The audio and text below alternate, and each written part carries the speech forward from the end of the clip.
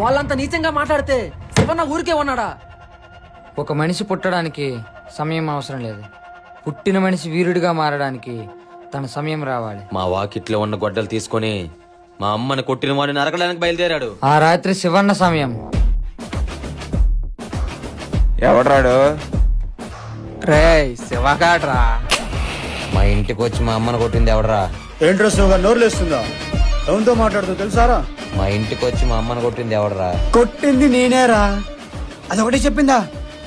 అక్కడక్కడ చేతులు కూడా వేసాం. అది చెప్పలేదా?